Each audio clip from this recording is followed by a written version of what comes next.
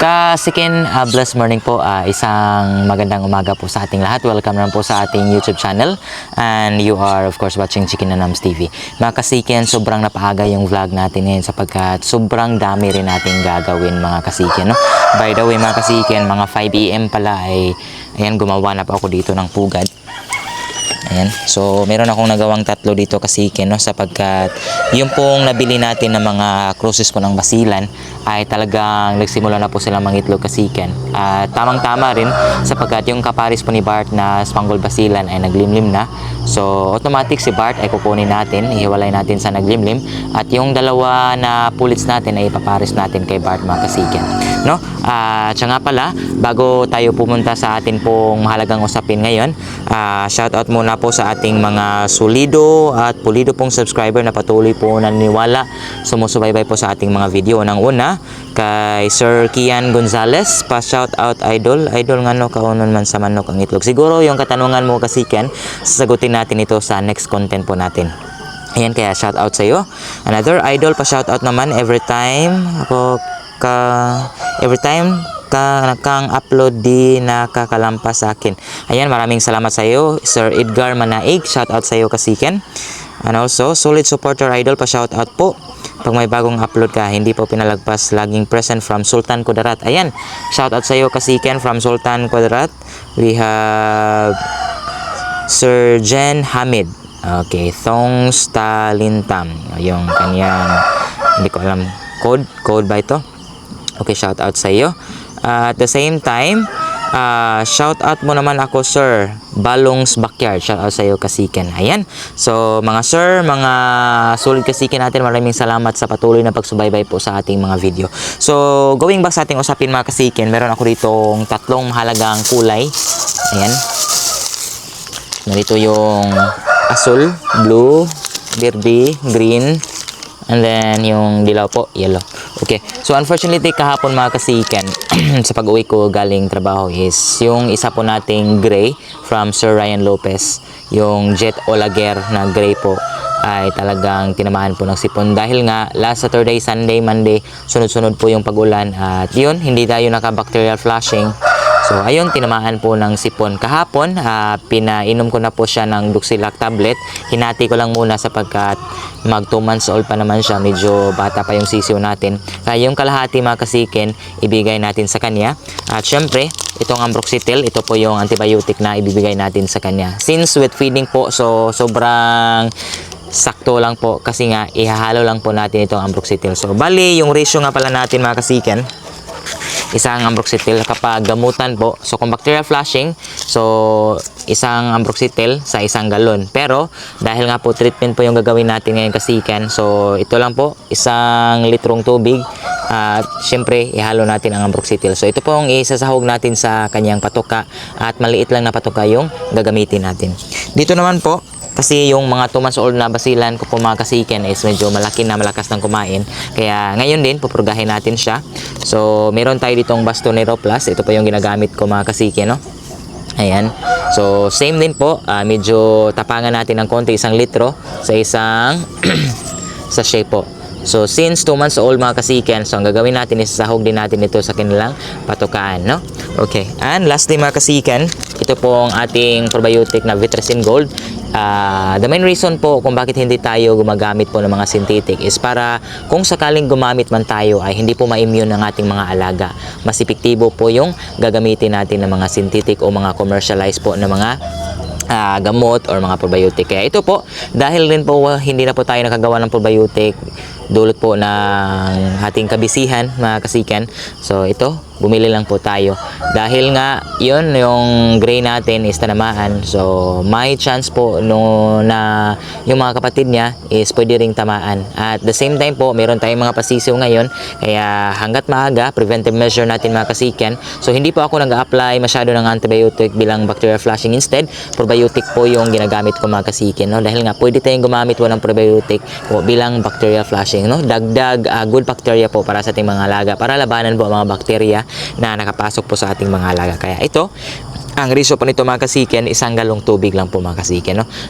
Okay, so ihanda na natin ito at ating i-administer sapagkat meron pa tayong duty. It's 6 AM po. Hindi pa tayo nakapagpatay po ng mga ilaw, patayin natin at again ihanda na po natin yung atin pong mga i-administer ngayon na gamot, probiotic at saka yun pong atin pong pamurga sa ating 2 months old na mga sisiw. Samahan niyo ako kasiken.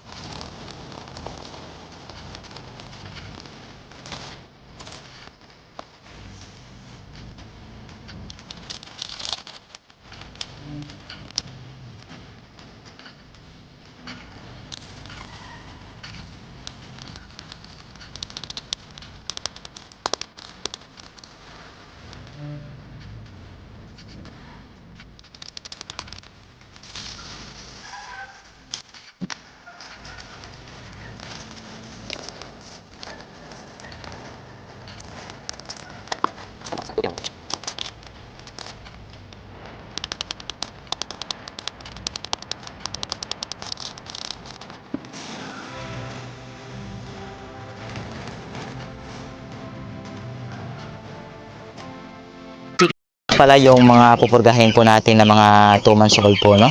Ayan, yung ating po mga puti po na mga basilan. Sila po yung pupurgahin natin sa ngayon. Bali, meron tayo ditong stag developer po. Ito po yung ipasain natin para po mahalo po natin yung pamurga. Ayan. Okay. Wala po tayong measuring cup mga kasiken, kaya estimation lang po yung patuka natin sa kanila, no? As long as po hindi po aapaw yung patuka kapag nilagyan na po natin ng pamurga. Ayan, so may kaunti pong natira. Ito na. Sa hapon din kasiken, ito rin ang gagawin natin. So bali ngayong umaga at saka sa hapon natin sila pupurgahin, no? Kasi meron pang matira dito. Yan, sakto din ito para sa hapon mga kasiken. Okay. So hayaan lang natin mga kasiken na matunaw yung patuka po ng ating mga alaga. At ituloy na lang natin, ihanda na natin yung patuka ng ating mga kapatid kasiken, no? So ang gamit ko pong patuka is developer po, stag developer po ng Warhawk. Yan. So ang isasahog natin sa kanila mga kasiken is yun pong ating hinanda po na Bitrasin Gold na probiotic.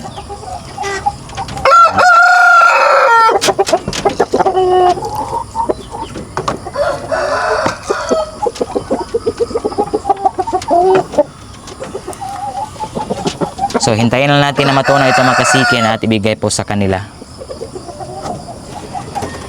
Mako naman tayo dito sa ating gray kasiken. Ayan, ito po siya. Ayan. So forma pa lang po talaga mga kasiken ay talagang ayun, may dinaramdam po. At yung chiniko po yung kaniyang pabaw nandito. Ayan, yung butsi. Meron pang kaunting laman kasiken sapagkat napainom din ito ng tubig ng ating kapatid kahapon, no? Kaya kung makita nyo kaagad mga kasiken na may sintomas po ng sipon, ng hina, huwag nyo pong painumin po ng tubig yung mga alaga nyo kasi hindi po advisable yung tubig. Instead po, gamot kaagad talaga yung ibibigay natin. So kahapon napainom ko na po siya ng kalahati po ng ating Doxilac. Ito po yung kalahati yung kasiken. Ayan, follow up po natin ito sa ngayon. And then sa hapon, yun na pong Ambroxetil natin na hinanda. Yun pong i-administer natin sa kanya. Isahog natin sa kanyang patoka. Ibigyan natin ito ng patoka mamayang hapon sapagkat magugutom na po ito kasiken, no? Ayan. So nandito rin ang mga kapatid mga kasiken sa nabanggit ko. Bibigyan natin sila ng probiotic po, preventive measure, yung Bitrasin Gold natin para po hindi po sila mahawa, no? Ayan, agad itong ating gray. Okay. Dahil nga 2 months old pa itong ating gray kasiken, ayun, hinati talaga natin yung Doxilac, no? Pero kapag 4 months old naman, pwede na po natin isang tablet talaga kasi nga epektibo yung Doxilac kasiken, eh. Ayan. So yung ipot po niya sa ilalim is puti. So may bakterya na po ito mga kasiken na nakapasok po dulot po ng pagulan. But again, mabuti na lang mga kasiken is ayun nga, monitor tayo palagi sa ating mga alaga. Kaya ayun, buti na lang hanggang maaga is nabigyan kaagad natin ng gamot, no? Unang lunas kasikin. Bali kasikin, habang naghintay po tayong matunaw po yung mga patoka na nilagyan po natin ng pamurga at saka ng Bitricin Gold para po sa ating mga grays, magbibigay na lang din tayo ng patoka po sa ating mga alaga sapagkat yun 6:30 na in the morning. So magpatoka na tayo para again makasave po tayo ng oras kasi nga duty pa tayo kasikin. Samahan nyo ako, ihanda natin ang patoka ng ating mga alaga at atin po silang makainin mga kasikin. Bali kasikin, meron na tayong natunaw po na patoka. Ayan, Galimax 2 Plus po. And then, meron din tayo ditong bahaw kasikin. Ayan, lagyan na natin ng probiotic para kahit pa paano. Ayan, may probiotic din itong kahalo para po sa ating naka-free range, no? Okay. So, halos everyday kasikin ay meron kaming bahaw na sinasali sa patoka sapagkat ayun nga, sayang din, wala naman kami mga aso dito sa bahay, kaya yung manok lang po yung nakinabang talaga sa mga leftover po namin, no, yung mga pagkain. And then higit sa lahat, meron tayo ditong sapal kasikin dahil nga meron tayong kailalang gumagawa po ng ice cream. Lahat po ng sapal na ginagamit nila sa niyog ay hinihingi po natin sapagkat maganda po ito, lalong lalo na sa mga breeders natin for reproduction. Ayan, kaya hinahalo din natin itong sapal kasikin, no.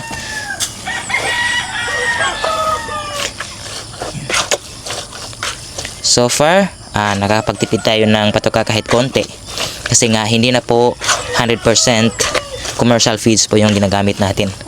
Minsan din kapag wala pong sapal is yun pong azola yung hinahalo natin sa ating mga alaga. So everyday po kasikin ay talagang meron tayong hinahalong mga organic po na patoka po sa ating mga alagang manok. Hindi lang dahil para makatipid tayo, kundi na rin dahil po sa magandang benepisyo nito. Lalong-lalo na po yung azola, sobrang ganda talaga. Napakalakas pong pagkunan po ng protina. At higit sa lahat, itong sapal kasikin na hinahalo natin ay magandang source din po ito ng calcium. At the same time, nagpapakinta po ito ng balahibo sa ating mga alaga, no? Kaya yun, yung mga alaga natin sobrang kikintab po ng mga balahibo. Ayan. So ready na po yung ating patoka kasikin. Ang gagawin na lang natin, bigyan po una yung mga nakakulong na mga manok natin, saka panghuli po yung naka-free range kasikin. Bali kasikin, tapos ko na pong pakainin lahat po ng nasa kulungan. Kaya yung pakainin lang natin is dito na lang po yung mga naka-free range. Ayan. So bigyan na po natin sila ng patoka.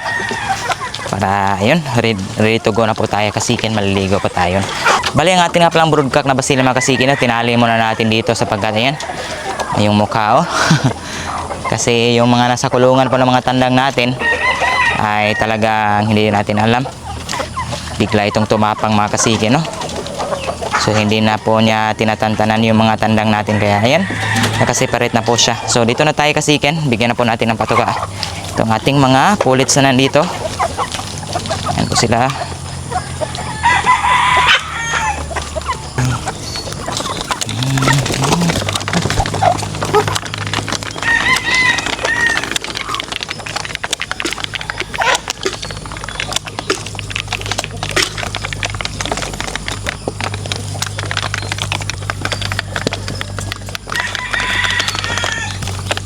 Yan, sa kasalukuyan mga kasikin, wala talagang tandang dito, no, nakasama nila sapagkat ayun, yung isa kinulong natin, yung isa tinalian. So mga tandang nandito, ito na lang po ating mga tag 3 months old na mga stag, no. But of course hindi pa sila nakapagkasta mga kasikin, kaya ayan. So kung gusto lang magpakasta, syempre lalapit po sila doon sa mga nakatali po natin. Ayan, dito bigyan din natin ng patoka si Megatron. Nandito ang ating Axel Blues.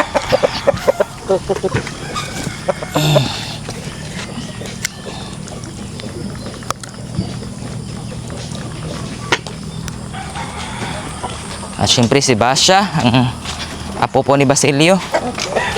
Ayan, bigyan din natin dito. Ayan. At syempre kasikin, ibigay na po natin yung mga patoka natin, no, na may halong probiotics sa atin kung mga grays. Ayan. Okay. So yung isa kasikin, exempted mo na siya. Yan, hindi natin bibigyan. Under treatment. And then dito, ayan po ang isang tandang. Stag pala, hindi tandang. Dito lastly, yung isang pulit kasikin. Ayan. Okay.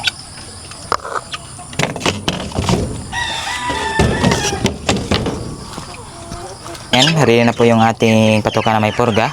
Bigyan na rin natin ito sa atin pong mga alaga. Okay, ayan po, kumain na po sila.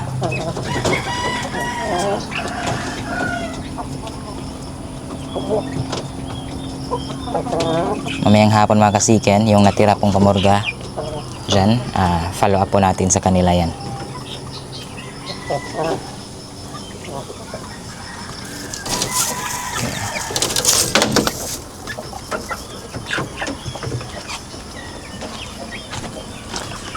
Bali, kasikin ang ating mga 2 months old po na mga pasisyo dito. Hindi po natin sinali sa pamurga ngayon sapagkat ayun, napurga na po natin sila previous month. So, the next month na lang po natin sila purgahin, no, kapag 3 months na po sila kasikin, no. So, ayan. At ililipat nga pala natin sila ng lagayan kasikin sapagkat si Bart dito natin ilalagay at yun pong 2 crosses po para dito po sila natin i-breed, no. Tamang-tama rin kasikin, meron tayong extra na lagayan. Ito po, magiging bakante na po itong breeding pa ito mga kasikin sapagkat yun po yung ating shamo. Ayan, namisa na po yan kasikin. Unfortunately, wala po tayong napakinabangan po sa kanyang mga pasiso sapagkat yung 5 itlog kasikin meron sanang mga laman. Yung 2 nakalabas sa itlog pero patay po sapagkat napakan niya. Yung 2 itlog naman din merong mga laman pero hindi po nakalabas yung mga pasiso. May isa pa dyan mga kasikin pero sa tingin ko ay madidisgrasya po yan, no? Ayan, kaya mayang hapon, ililipat na po natin siya ng lagayan para yun pong ating mga 8 months old, dito na po natin sila malagay kasikin. So, balik kasikin, hanggang dito lang muna yung video natin. Yung ating pasisiyo doon, bibigyan ko rin po sila ng probiotic at saka yung mga patukaan nila isilinisin natin bago tayo pumunta sa trabaho para ngayong hapon mga kasikin, diretso na tayo sa pagpatuka, hindi na tayo maglilinis po ng kanilang patukaan.